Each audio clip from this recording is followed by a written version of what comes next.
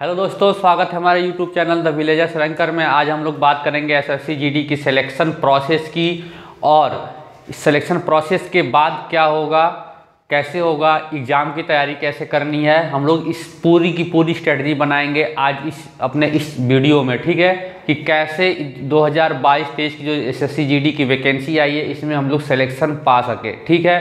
तो हम आपको पूरी जानकारी देंगे कि सबसे पहले क्या स्ट्रेटजी अपनानी है, ठीक है दोस्तों। तो हम पहले वैकेंसी के बारे में जानेंगे कि इस बार कितनी वैकेंसी है, कौन से पैरामिलिट्री फोर्स में कितनी वैकेंसी है, ठीक है, सिलेबस क्या है, पीटी पीएसटी क्या होती है और मेडिकल में क्या क्या होता है, वो सारी जानकारी हम आपको बताएंगे, ठीक है। तो आइए जानते हैं पहले कि एसएससी जीडी में वैकेंसी कितनी है। तो एसएससी जीडी में टोटल वैकेंसी इस बार 45,284 वैकेंसी, दोस्तों बहुत ज़्यादा वैकेंसी आई हुई है।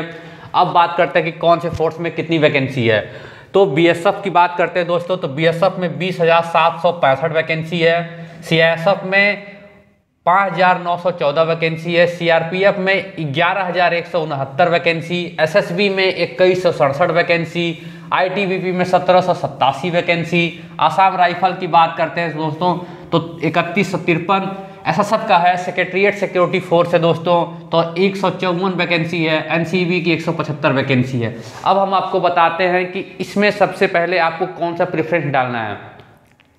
जैसे ही आपको प्रेफरेंस चूज करने के लिए आएगा दोस्तों, तो आप सबसे पहले जिनका इसमें सिलेक्शन प्रोसेस की बात करते हैं तो कौन सा फोर्स का सिलेक्शन कैसे होता है मैं आपको बताता हूँ। उसमें जो है मेरिट बेस पे होता है। जैसे आपने एग्जाम दिया और आपके अच्छे मार्क्स आए, आपने प्रेफरेंस डाल रखा है जो है एनसीबी जो है नारकोटिक्स डिपार्टमेंट में बहुत अच्छा है, सिविल कॉलर जॉब है दोस्तों। तो एनसीबी आपने डाल रखा है तो आपका सबसे हाईएस्ट मार्क्स है तो आपको एनसीबी अलॉट हो जाएगा, ठीक है दोस्तों। इसी तरह आप जैसे जैसे प्रेफरेंस डाले रहेंगे आपको होगा।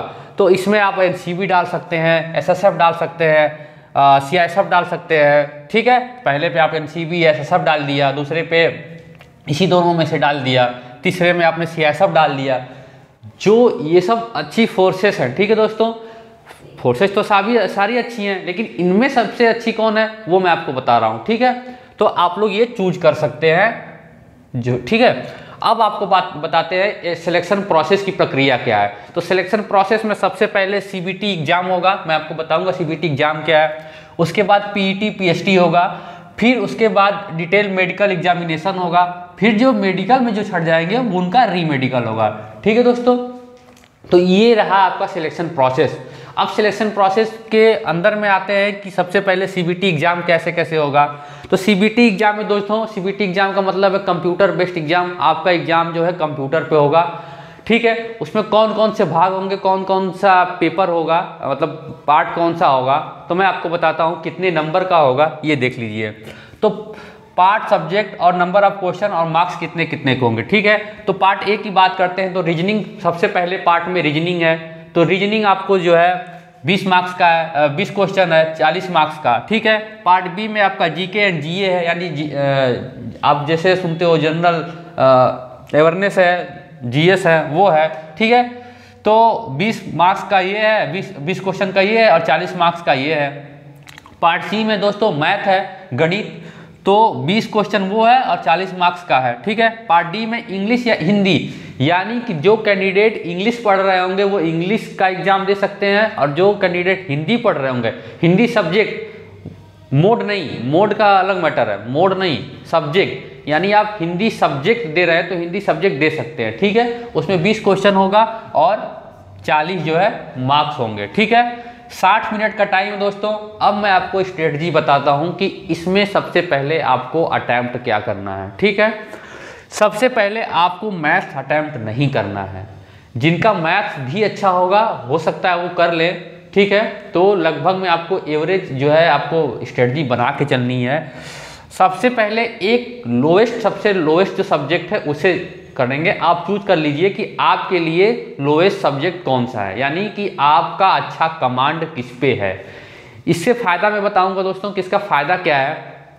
जैसे आपकी जो सब्जेक्ट पे कमांड है, आप उसका क्वेश्चन सॉल्व करते हो तो आपका जो कॉन्फिडेंस लेवल है वो हाई हो जाता है। ठीक है, जब हाई हो जाएगा तो आपका दिमाग जो है अच्छे से वर्क करेगा और आप अच्छे क्वेश्चन को सॉल्व करोगे कम समय में।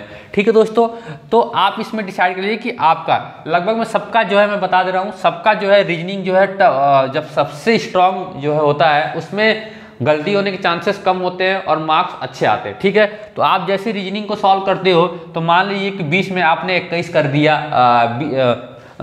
20 में 19 कर दिया। ठीक है, 20 में 19 या 18 कर दिया तो आपको लगेगा कि मेरा पेपर अच्छा जा रहा है। ठीक है, उसके बाद अगर आपको मैथ ट्राई करना है तो मैथ ट्राई कर सकते हैं। ठीक है, उसमें टाइम देखते रहना है। सबसे रीजनिंग में आपको टाइम बचाना है। ठीक है, ताकि आप मैथ्स को टाइम दे सको। तो आपने रीजनिंग में आपने 19 क्वेश्चन सही कर दिया, तो आपके 19 क्वेश्चन जब सही हो जाएंगे उसके बाद आपने मैथ ट्राई किया, तो मैथ आप जब ट्राई करोगे तो मान लीजिए इसमें कुछ क्वेश्चन फंस जाते हैं, तो जो क्वेश्चन फंस रहा है उसको नेक्स्ट करते जाइए। ठीक है, क्योंकि सीबीटी एग्जाम में एक बार में एक क्वेश्चन जो है डिस्प्ले पे शो होता है, यानी दिखाई देता है, तो उसको जो है आप उसमें लगिए मत, आप नेक्स्ट करते जाइए। जैसे ही आप फंसते हो फिर नेक्स्ट करिए, जो लगा उसके बाद जब आप पूरा खोलेंगे जितने क्वेश्चन से लेके उतने, जिसे मान लीजिए 1 से लेके 20 तक रीजनिंग है, उसके बाद 21 से लेके 40 तक आपका जो होगा मैथ होगा, जैसे मान लीजिए थर्ड में। ठीक है, तो आप 21 से लेके 40 तक अगर आप खोले मैथ तो आपको पता चल जाएगा कि आपने कौन सा क्वेश्चन अटैम्प्ट नहीं किया है, तो आप उस पर बाद में ट्राई कर सकते हैं। फिर इंग्लिश और हिंदी की बात करते हैं तो आप हिंदी दीजिए। ठीक है, जीके और जीएस सबसे लास्ट में करिए, ताकि जो है आपको आइडिया लगे कि ये क्वेश्चन नहीं, ये सही है। मान लीजिए कि आपको अगर कुछ आधा आ रहा है, आधा नहीं आ रहा, डाउट में है, तो आप जो है उसमें कर सकते हैं। ठीक है, तो ये रहा आपका जो है सीबीटी एग्जाम। अब बात करते हैं पीईटी एंड पीएसटी की। ठीक है, तो पीईटी की बात करते हैं, तो पीएसटी की बात है फिजिकल स्टैंडर्ड टेस्ट जो होता है, फिजिकल स्टैंडर्ड यानी आपका जो बॉडी मानक है उसका टेस्ट जो होता है। ठीक है, यानी हाइट, चेस्ट, वेट, ये सब पीएसटी के अंदर आता है। ठीक है, तो पीईटी और पीएसटी का जब एडमिट कार्ड आएगा तो एक दिन में एक ही हो जाएगा। ठीक है, तो पीएसटी आपका हाइट और चेस्ट की बात करते हैं, तो हाइट आपको पता ही है, मेल कैंडिडेट के लिए आपको 170 सेंटीमीटर और फीमेल के लिए 157 सेंटीमीटर। ठीक है, एसटी के लिए अलग है। चेस्ट की बात करते हैं तो 80 से लेके 85 सेंटीमीटर है दोस्तों, तो 80 यानी कि नॉर्मल होना चाहिए और 5 सेंटीमीटर फुला के 85 सेंटीमीटर। ये रहा पीईटी की, पीएसटी की। ठीक है, और पीईटी की बात करते हैं तो पीईटी की मतलब फिजिकल इफिशिएंसी टेस्ट है, यानी कि आपकी रनिंग इसमें आ जाती है। ठीक है, रनिंग वगैरह आ जाता है, तो रनिंग इसमें 5 किलोमीटर इन 24 मिनट में है मेल कैंडिडेट के लिए। ठीक है, 5 किलोमीटर जो है मेल कैंडिडेट के लिए 24 मिनट में आपको क्वालिफाई करना है। ठीक है, अब आ जाते हैं 1.6 किलोमीटर जो है 6.5 मिनट में फॉर मेल कैंडिडेट। ठीक है, यानी कि 1600 मीटर जो है 6.5 मिनट में। अब उसके बाद फीमेल कैंडिडेट के लिए बातें हैं तो 800 मीटर जो है 4 मिनट में है और 1.6 किलोमीटर 8.5 मिनट में दिया गया है। ठीक है दोस्तों, फिर से मैं बता रहा हूँ, आप लोग को फुल स्ट्रेटजी बना के चलना है दोस्तों, कैसे पढ़ाई करनी है, क्या करना है। और एक बात और बता रहा हूँ, जो लोग बैलेंस बना के अभी नहीं चल रहे होंगे उनके लिए ये है कि वो लोग अपनी जो पढ़ाई है और फिजिकल स्टैंडर्ड जो है उसको बैलेंस बना के चलें। अगर आप लोग ज़्यादा पढ़ाई करोगे मान लीजिए और फिजिकल नहीं करेंगे तो आप फिजिकल में रह जाएंगे।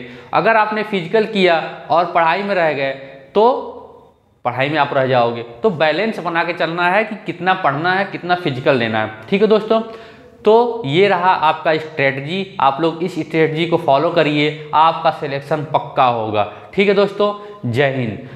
आगे मिलते हैं नेक्स्ट वीडियो के साथ। जय हिंद दोस्तों।